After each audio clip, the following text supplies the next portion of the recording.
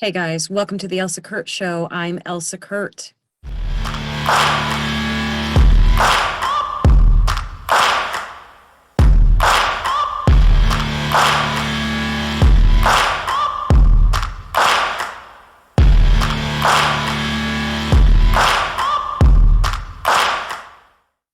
All right, today's show is a really special one. We're talking about a topic that is very near and dear to my heart. As a law enforcement spouse, a first responder family member, we're talking about mental health today, and I have a special guest on who's going to share some really valuable information and a lot of incredible insights. Stay tuned. Hey, family, if you're looking for the perfect gift for the reader in your life, why not check out one of my books? They're all available on Amazon and most major online book retailers, as well as elsakurt.com.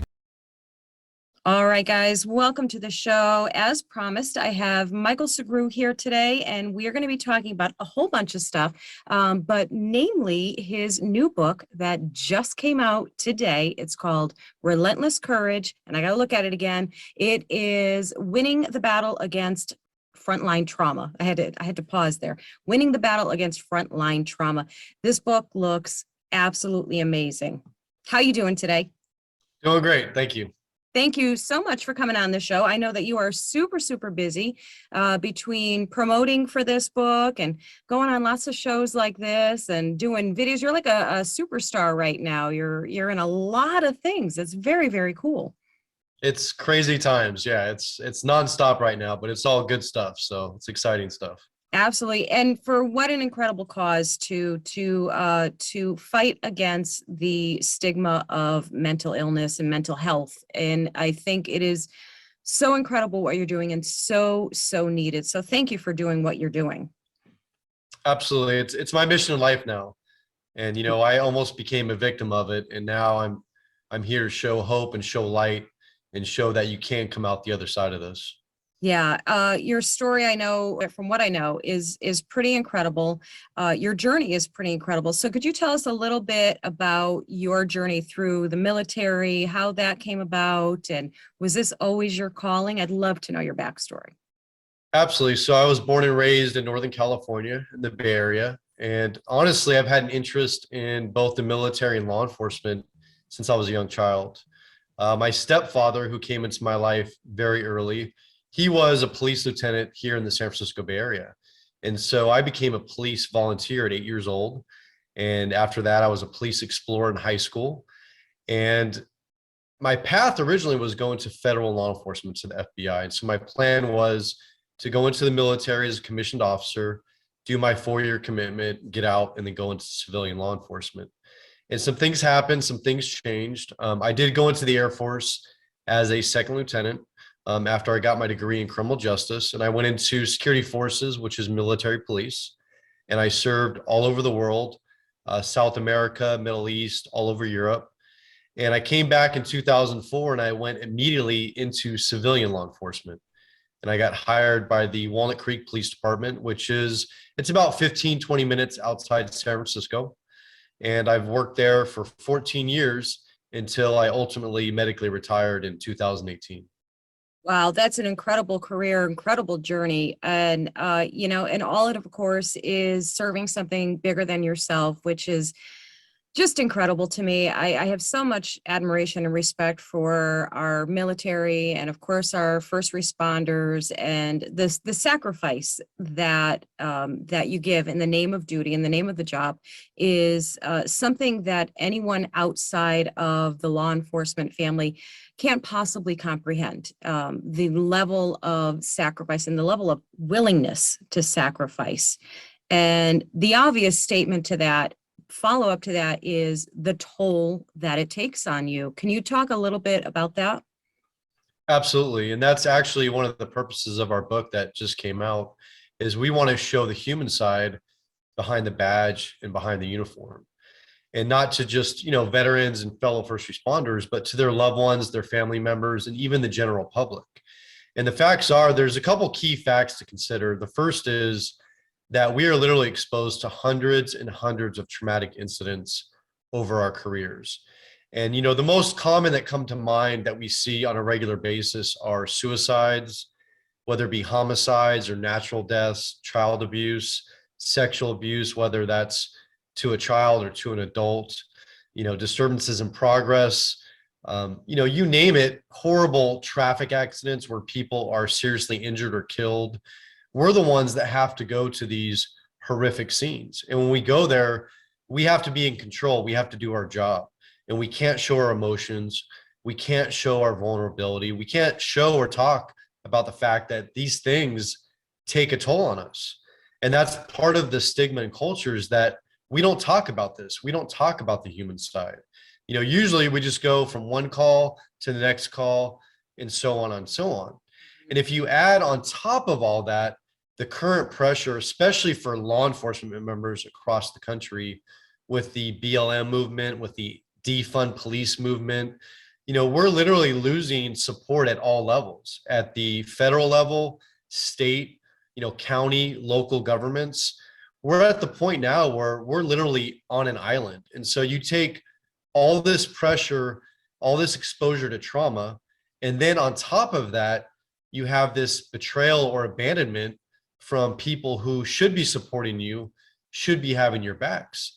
And, the simple truth is that we are one of the few people that will go out there every single day, put our lives on the line for complete strangers. I mean, knowing this and knowing that we may not come back home to our families. And what I hear, which just infuriates me, is, oh, well, this is what you signed up for.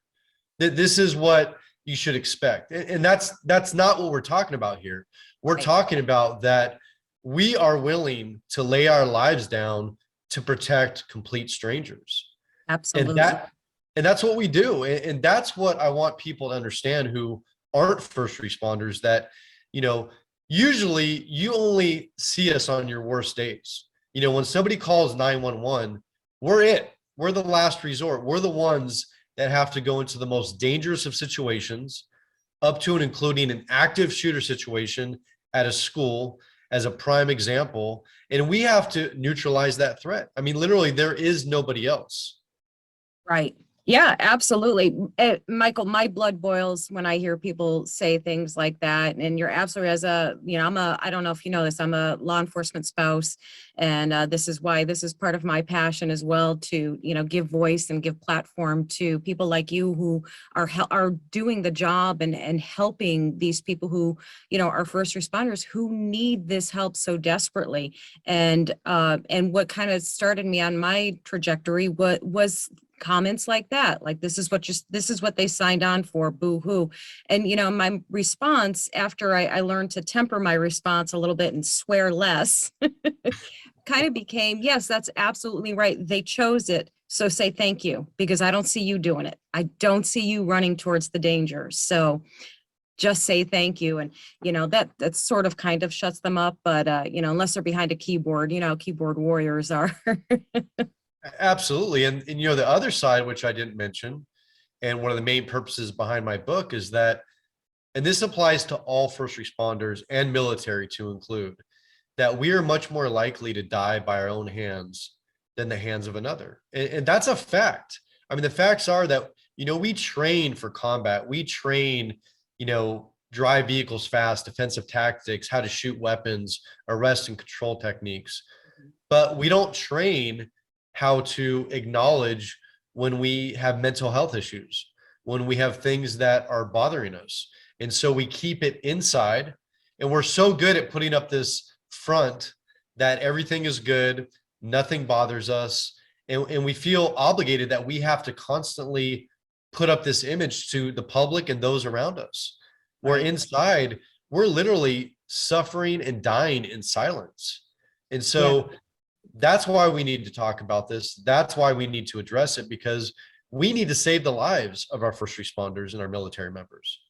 And I think, and correct me if you think I'm wrong, that even extends to when you go home, because you have this need as a caretaker, as a someone who does what you do, you tend to think that you need to protect your family from your own demons. So you don't talk to them, you don't share with them what's going on, you mask it there too. So you literally have nowhere you can turn to release all of this, to kind of get rid of it and share it and purge some of the awfulness. You just keep bottling it all in. And, obviously that is so detrimental to first responder law enforcement families, and why the divorce rate is so high, because there's so much disconnect from what's going on with our LEOs, our Leos, and what's going on everywhere else. They just can't break that wall down, and it's terrifying as a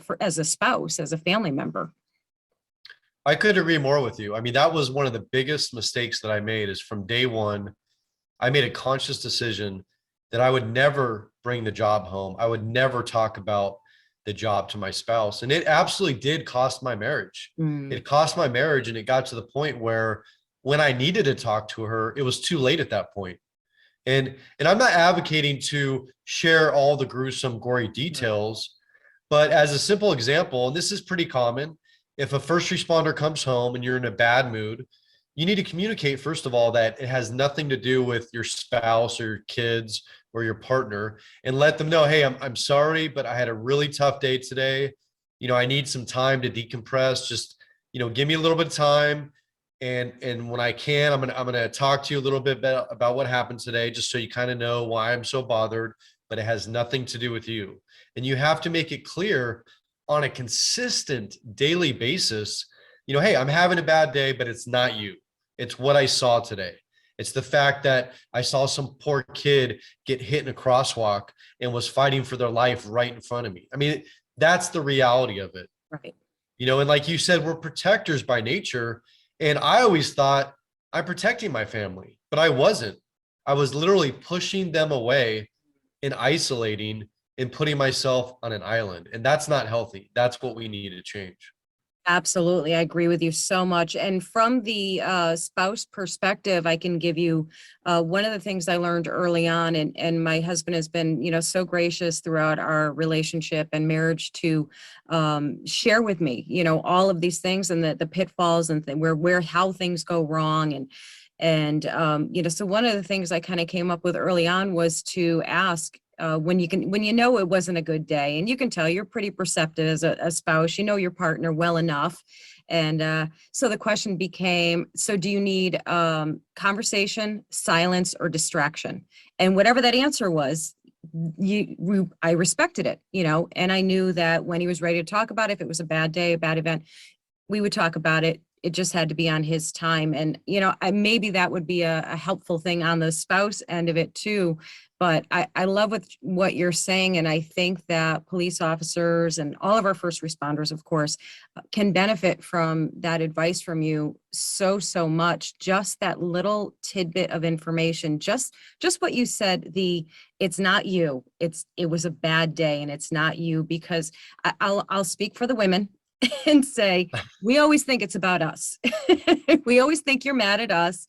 And that's what we go to right away. So I think that's such a game changer right there, that little bit of information. So that's phenomenal advice or insight. Absolutely. And it seems so simple, but if you start this in the beginning of your career, or if you even just start it, I mean, this is basic relationship advice that we're talking about.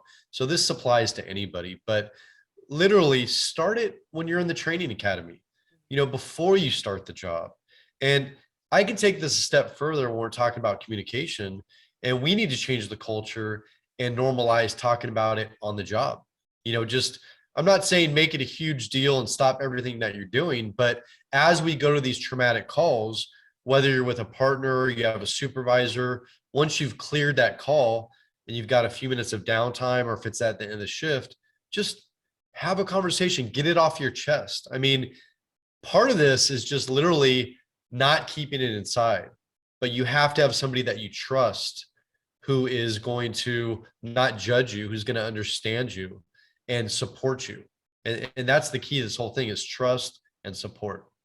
Michael, doesn't it feel like that should be, with everything that you've learned and discovered throughout this whole journey, doesn't that feel like to you like this should have been and should be such an obvious thing, like such a given that this should be part of the whole existence of law enforcement, that it should be matter of fact that when you have a traumatic incident or a incident or anything like that, there should be some decompression time where you do talk about it, you do something, anything to learn how to process and deal with it. And that does not seem to be the case. No, it doesn't. And I speak all across the country. And, here in California, we're pretty progressive and we're doing a pretty good job. There's still lots of areas for improvement, but I've been to some states where it is downright scary. And the stories that I hear, and from the few people who have taken that risk where they've decided to share things, then they've faced repercussions, whether that be professionally from their administrators or their supervisors or being outcast by their peers. Right. And that is what leads to suicide. It's not oftentimes the trauma itself. It's the fact that when you need that help, you feel like there's nobody who will understand you. There's nobody that has your back in that way. Right. And, the ironic thing is, and I've talked about this before, but I trusted my brothers and sisters to the fullest on the street. I knew that if I was going into a big bar brawl or domestic violence situation, any potentially dangerous situation, I knew they had my back. I had no doubt. I knew they would be running towards the danger with me. But why is it that those same brothers and sisters we can't simply turn to and have a heart-to-heart conversation? I mean, straight from the heart, and just be real. Why can't we do that? Absolutely, I agree. It would save, I think, so many lives would be saved and changed for the better with just that little bit of communication. Because I'm sure in your experience, you've probably found that anytime that you have done that since all of your experiences, all the experiences are relatable. Everybody understands, nobody can understand what you're going through other than the people who have been through it as well. So it should be matter of course that you guys would be talking. But then again, at the same time, I totally understand the stigma, and because of everything you just said, it could be career ending. It could be trust ending between your peers, because if you get looked at as, having any type of mental strain or anything that may make you appear weak to your peers, they're going to be afraid to work with you, to trust you. So I mean, it's a really, really difficult position to be in. And thank goodness people like you are out there changing this terrible culture of silence, suffering in silence. And that's the thing, is that I'm not unique. I'm not special. And when I do talk, whether it's on interviews or in person or other people, something I say is going to resonate with them because they've, like you said, they've experienced similar situations, maybe the same situations, but the feelings are all the same. And that's the key, is that, me, when I asked for help, that was the most courageous, bravest thing I've ever done. And that's where we need to change the perception, because right now, asking for help is looked at as being weak. It's looked at as being shameful. And it took me 4 years of suffering to get to that point. When I finally got that strength and courage, and I didn't believe it at the time, but when I look back now, I know without a doubt that that was the bravest thing I ever did. It wasn't anything I did in the military. It wasn't anything I did on the streets. 4 years is a long time. That is a long time to be in a dark place. I can't even fathom suffering like that really alone, because you didn't feel like there was anybody that you could talk to. Was there a moment, was there something specific that, and of course you don't have to share it if you don't want to, but was there something specific that happened that made you just flip that switch and say, I'm going to ask for help. I'm going to get help? There was. So let me just back up a little bit. And so what started this whole kind of process was I was involved in a fatal shooting. And there was a man with a butcher knife who was trying to kill a couple and then tried to kill myself and my partners. And so, we had to take his life to save lives. And in that instant, that very instant, my life changed. I mean, everything around me changed, but it started a series of events. One of the biggest events was a federal lawsuit that drug on for almost 4 years. And so the shooting happened the end of 2012. And I actually went to federal court in San Francisco in September of 2016. And I was defendant, where I felt like a criminal in a full jury trial in a federal court building. And we eventually prevailed through that trial. But that whole time of suffering, I told myself, once this trial is over, everything's going to be great. My life's going to go back to normal. And the polar opposite happened, because during that trial, I heard all these crazy theories from the plaintiffs saying that we planted evidence and we just cold-blooded murdered this guy, when in fact we had two victims that we saved. We saved their lives. They testified to it.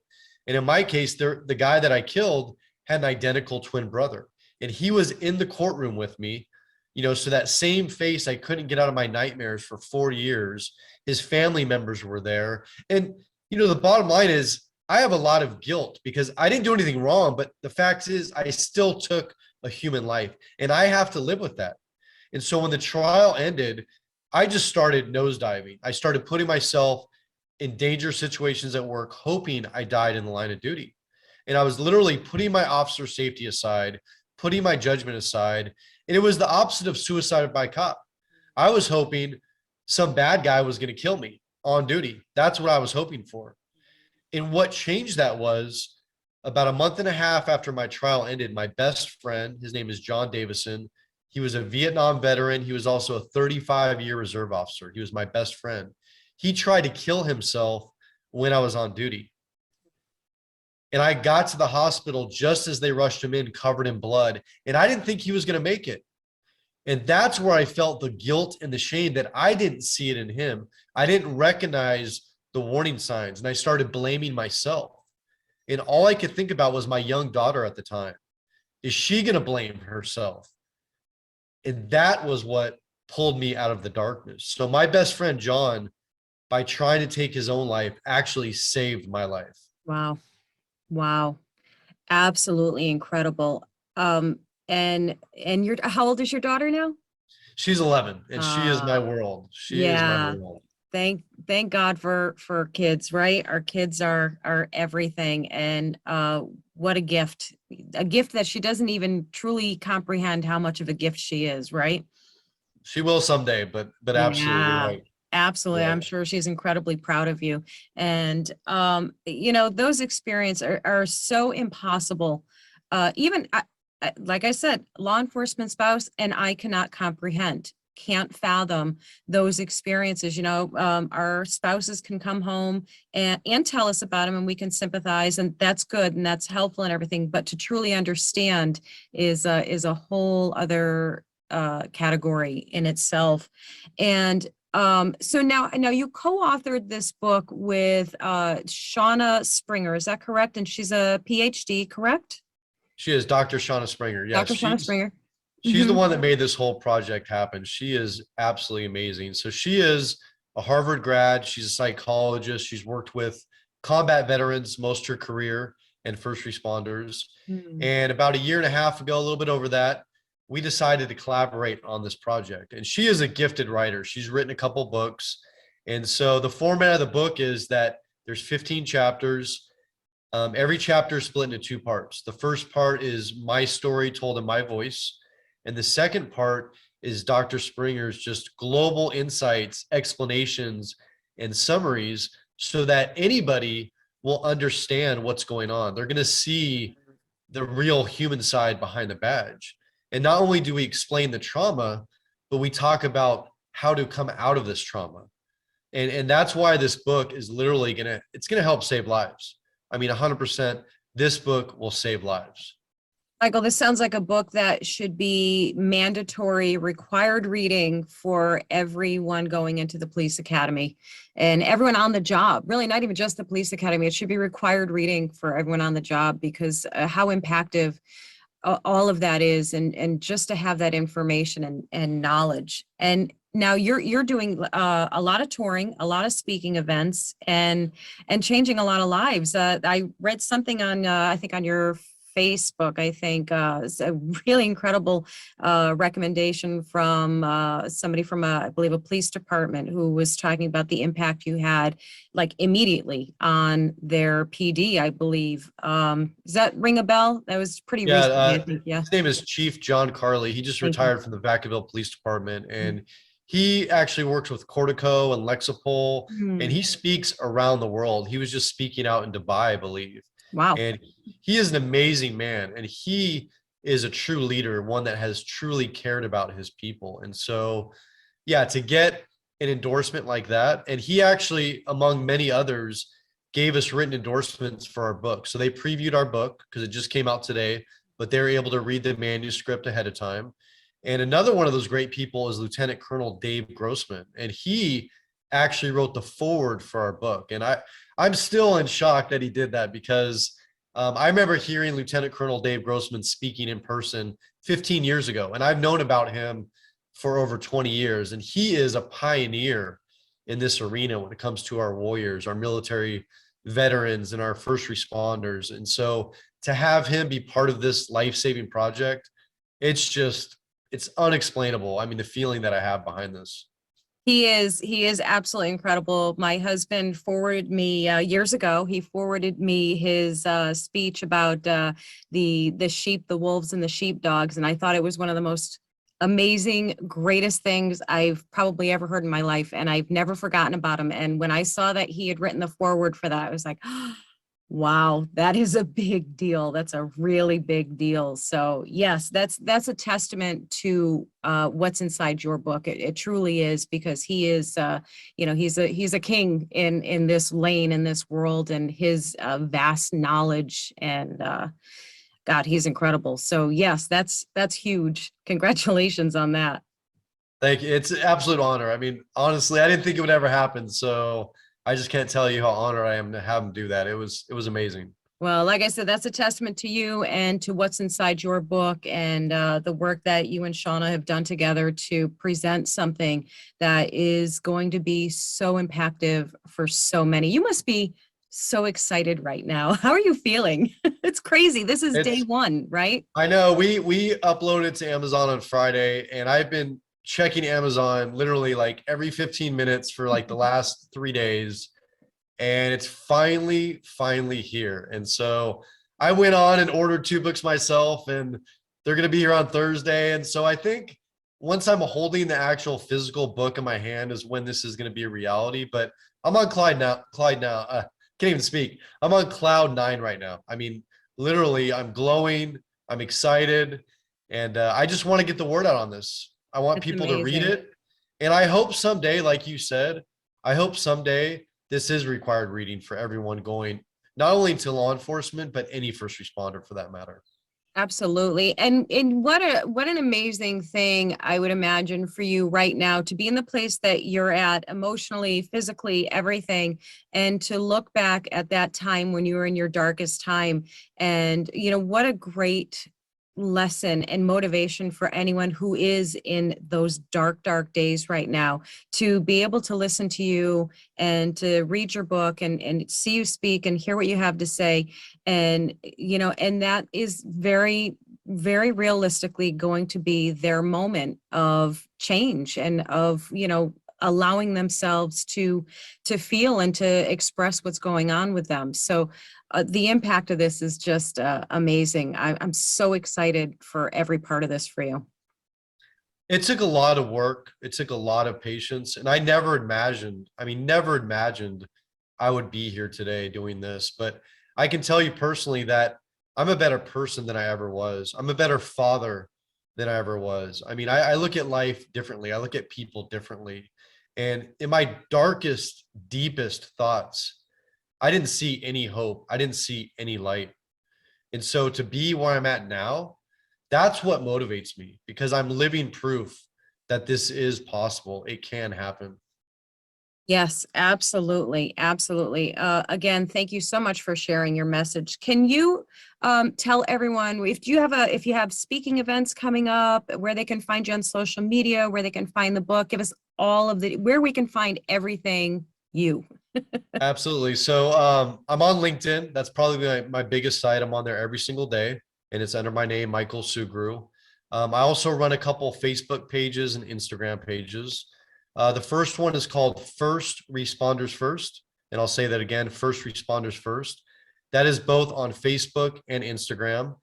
And the beauty of that page is it's not about me, it's about everybody else. So on that page, I constantly post articles, flyers, classes, trainings, anything to do with PTSI, what I like to call post-traumatic stress injury, suicide prevention for all first responders, for all military. It's just a place where you can find a lot of resources. And I also run a private group with the same name on Facebook, and I vet every single member. So anybody that is a first responder, a veteran, military, or somebody that supports them, I will approve you into that group as long as you answer the questions. And the other page is, it's just Sergeant Michael Sugrue. And that one is also on Facebook and Instagram. And so that would be the best way to get a hold of me. For speaking, I'm actually going to be in Alabama next week in Gold Beach, I believe. I'll be speaking out there. I've got like 4 different ones lined up here in California in the next couple months, but lots of big things happening. Also working on a full-length documentary film, which is called Residual. And they're just starting it. So yeah, lots of things are coming down the pike. So exciting. I've been on all of those pages. I'm in those groups, and they are phenomenal groups. The wealth of information that you share on there is just priceless and well run. So yeah, they're great pages. I highly recommend them. And yeah, and we're going to put at the bottom of the screen there, we're going to have all those links for everything so everybody can get right to those right away. Michael, you've done so many of these. Is there any question that you have not been asked by us yet that you wish we would? No, you've done a great job. The only thing I want to reinforce is that if somebody's out there listening to this and you're struggling in silence, I know you probably think you're alone. I know you probably think that nobody feels like you're feeling, but I assure you that you are not alone. And there's a lot of resources out there. There's a lot of good people who want to help. And all you have to do is get the strength and courage to raise your hand and ask for it. So just please ask for the help. Beautiful, beautiful, great words. Michael, I cannot thank you enough for taking time and joining me today on this show. Congratulations on the release of your book, Relentless Courage. It looks absolutely amazing. We're going to make sure it's required reading for all law enforcement officers everywhere. I don't know how I'm going to do it, but I'm going to make sure. Awesome. Looking forward to it. Great. Thank you so much. Thank you. All right, guys, this has been the Elsa Kurt Show. Thank you so much for watching, and we'll see you in the next episode. Take care.